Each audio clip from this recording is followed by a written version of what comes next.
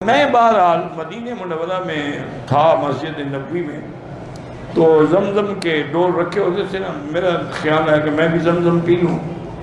میں نے دیکھا ایک فقیر بیٹھا ہے مجذوب، زمزم کا پانی گلاس ہاتھ میں پکڑا ہوا ہے۔ میں اس کی شکل دیکھ کے سمجھ گیا کہ یہ کوئی اللہ والا ہے۔ میں چپ کر کے اس کے پیچھے کھڑا ہوا، چونکہ ان لوگوں سے ڈر بھی بڑا لگتا ہے نا، غصے میں آ جائیں بجائے دعا کے بد دعا کر دیں تو پھر کیا ہوگا۔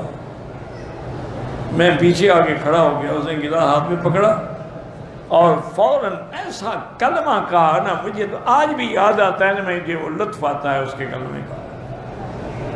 کہنے لگا کہ یا اللہ صدق قول حبیبک واشف عبدک، یا اللہ اپنے حبیب کی بات کو سچا کرو، مجھے شفا دو۔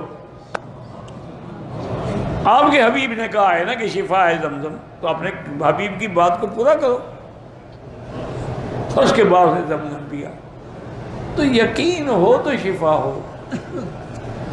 اور ایک بات یاد رکھنا، جن کو زمزم زیادہ نہ پی سکے نا، یہ علامت ہے کہ وہ منافق ہے۔ منافق کبھی پیٹ بھر کے زمزم نہیں پی سکتا۔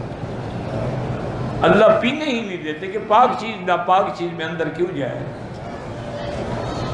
اس لیے ہر نماز کے بعد زمزم پیا کرو۔